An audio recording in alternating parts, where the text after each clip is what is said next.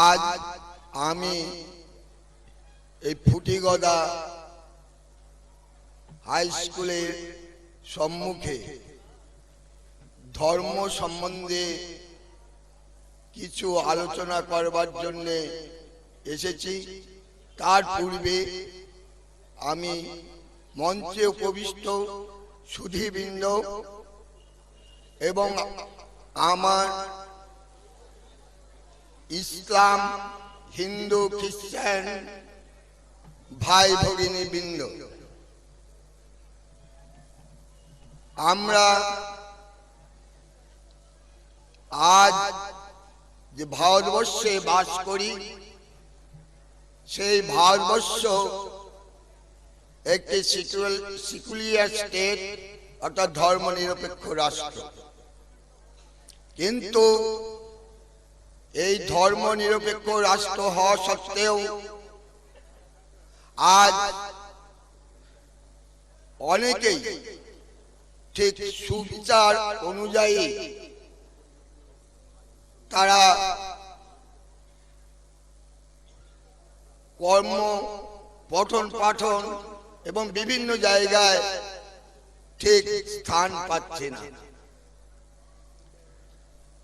ধর্ম কথার অর্থ সংস্কৃতে যেটা বলে, ধী ন্যায় প্রত্যয় করে হয়েছে ধর্ম, যা ধারণ করে তাই ধর্ম।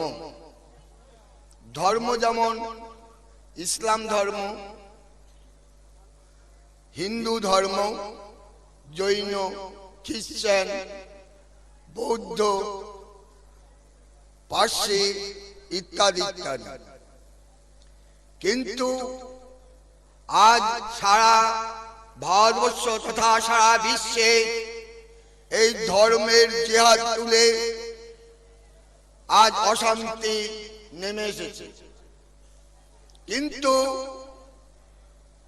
ভারতবর্ষে সেই অশান্তি যাতে সৃষ্টি না হয় তার জন্য সর্বতোভাবে কেন্দ্রীয় সরকার, রাজ্য সরকার চেষ্টা করে চলেছে।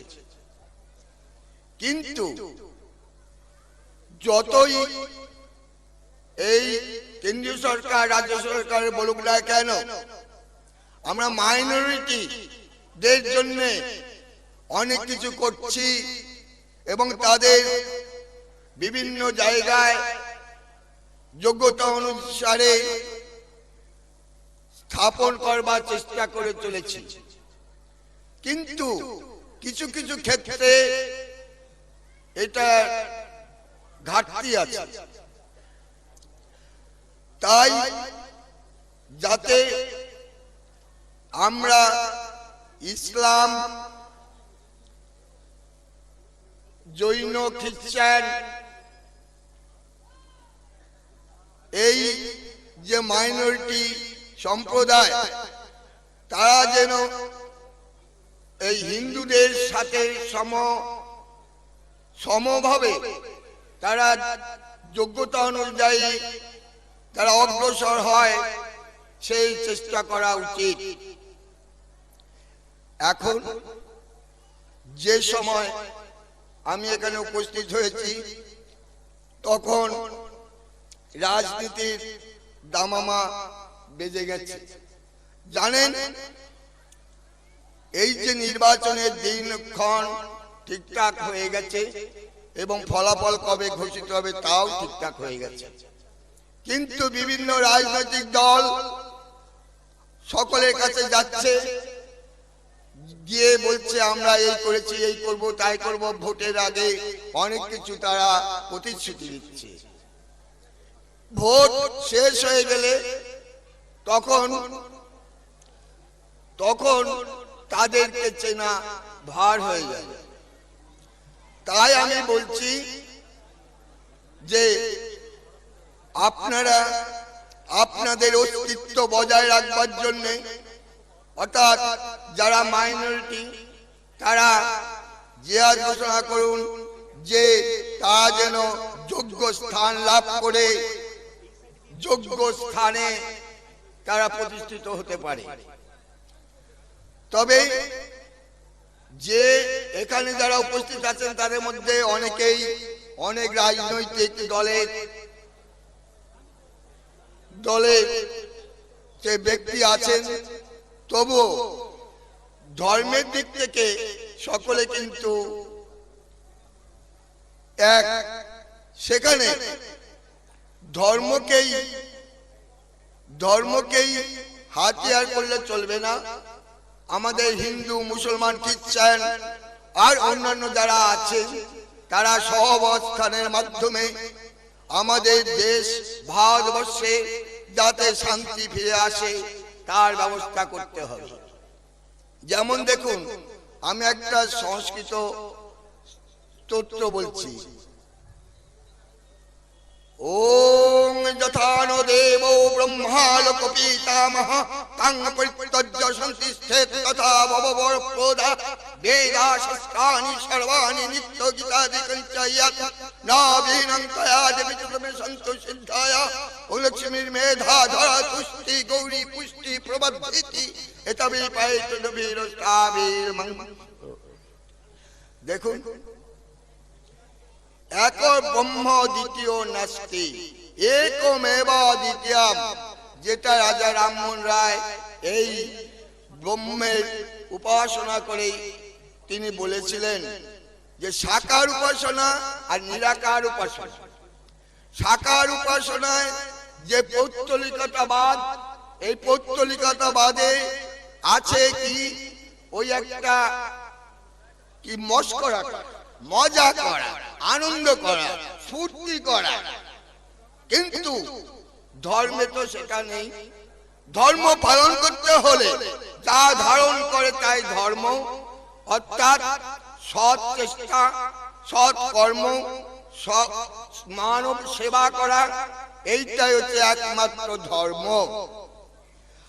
আর সেই মানবতন্ত্র বলে উচ্চ মাধ্যমিকের সিলেবাসে আছে, যেটা আবুল ফজল লিখে গেছেন, যে মানব সেবাই হচ্ছে আসল ধর্ম। এই ধর্মকে যারা মানব সেবা করার মাধ্যমে যারা ধর্ম পালন করে তারা প্রকৃত ধার্মিক। সাহিত্যে অর্থাৎ উর্দু বলুন, আরবিক বলুন, সংস্কৃত বলুন, বাংলা বলুন, যে সমস্ত সাহিত্যে লেখকরা যা লিখছেন সেটা লিখছেন হয় কাল্পনিক বা বাস্তবের উপর কিছু কিছু ছোঁয়া রাখছেন। কিন্তু বলুন তো, ঈশ্বর কোথায়? আমরা কি চোখে দেখেছি? যাকে আমরা চোখে দেখিনি তাকে নিয়ে হিন্দু ধর্মে বিভিন্ন মূর্তির মাধ্যমে তাদের হচ্ছে পুজো করে চলেছে। তাহলে কি করে সে মূর্তিটা এলো? কিন্তু তিনি নিরাকার, অর্থাৎ রাজা রামমোহনের কথায় একমেবা দ্বিতীয়ম, এক ব্রহ্ম এক, অর্থাৎ ঈশ্বর এক, দ্বিতীয় আর নেই। যদিও আমি হিন্দু ধর্মে বিশ্বাসী, তবুও এটা আমার মাথায় একটু নড়াচড়া করি, একটু পাগলামি করে। মানুষ মানুষ করে হয়েছে মানুষ, অর্থাৎ মানব। সে আবুল ফজলের কথা মানব, সেই মানব জাতি যে প্রকৃত ধর্ম, যেটা সেই ধর্ম প্রকৃতভাবে পালন করাই একমাত্রই শান্তি। দেশে বা বিদেশে যেখানে যা হোক না কেন, কে দোষ করেছে? না ইসলাম দোষ করেছে, ইসলাম ধর্মের লোকের দোষ করেছে। কিন্তু আর সব ধর্ম, খ্রিস্টান আর হচ্ছে হিন্দুরা, এরা সাচ্চা, এদের কোনো দোষ নেই। কিন্তু একটা কথা কি জানেন? সাপ আমরা জানি নিশ্চয়ই। আমি এই কৃষ্ণচন্দ্র বিস্কুট শিক্ষকতা করতাম, আমি সাপের ছোবলও খেয়েছি, বুঝলেন? সাপ এমন জিনিস, শান্ত প্রাণী, তাকে যদি আঘাত করা না যায়, তাকে যদি আঘাত করে, বলা ভুল হলো, আঘাত করা হয়, তাহলে সে ছোবল মারে, এইটাই সাপের ইয়ে। আর সেই ইসলাম ধর্মের, ইসলাম মানে শান্তি, এরা এই শান্তশিষ্ট, এইভাবে তাদের উপর যদি আঘাত করা হয় তারা কি সবল মানবে না? তাই আমার মুসলিম, হিন্দু, খ্রিস্টান যে ধর্মের লোকেরা এখানে উপস্থিত আছেন, আপনারা ভাই বহিন, তারা জানুন যে মানব সেবাই আসল ধর্ম। তবে আজ পশ্চিমবঙ্গে যে অনেক ক্ষেত্রে দেখা যাচ্ছে এই যে মাইনরিটি বা সংখ্যালঘুদের জন্য অনেক দিক থেকে তারা উন্নতির চেষ্টা করে যাচ্ছে। এই উন্নতিটা যদি বজায় থাকে তাহলে শুধু পশ্চিমবঙ্গে না, সারা ভারতবর্ষে না, সারা পৃথিবীতে শান্তি নেমে আসবে। তার সংস্কৃত একটা কথা বলে কি, ওম ইন্দ্রং সর্বং সহাবনতু ওম স্বানতু ওম ইন্দ্র বিদ্যস্বাসস্তিন বৃহস্পতি দদাতু ওম শান্তি ওম শান্তি ওম শান্তি ওম সূর্য সমহ, সম মানে চন্দ্র, সমহ ওম সূর্য সমহ যমহ কাল সন্ধে ভূতন্নস্কপা পবন দিকপতি ভূমির আকাশং খচরামরহ ব্রহ্মণ শাসনমস্থায় কল্পদ্রমিহ সন্নিধি। ওম তৎসৎ ওম তৎসৎ ওম তৎসৎ।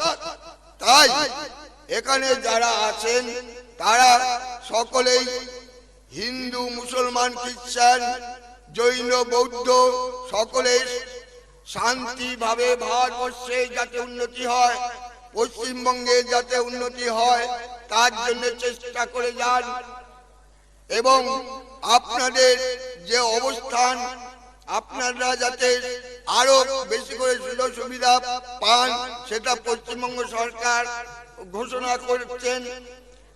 সেই দিকে আপনারা নজর রেখে আপনাদের দাবি দেওয়া যাতে প্রতিষ্ঠিত হয় তার জন্য চেষ্টা করে যাবেন। নমো শান্তি, ওম শান্তি, ওম শান্তি, ওম শান্তি। এই বলেই আমি আমার সংক্ষিপ্ত বক্তৃতা শেষ করছি, কেননা আমি খুবই অসুস্থ। এই অঞ্চলের অনেক ছাত্রছাত্রী আমার আছে, তাদের অনুরোধে আমি এসেছি। এসে যা আপনাদের কাছে বললাম সেটা স্মরণে রেখে চলবেন, এইটাই আমার বক্তব্য। নমস্কার, আদাব। ধন্যবাদ ডক্টর শ্রী কালীপদ ব্যানার্জিকে।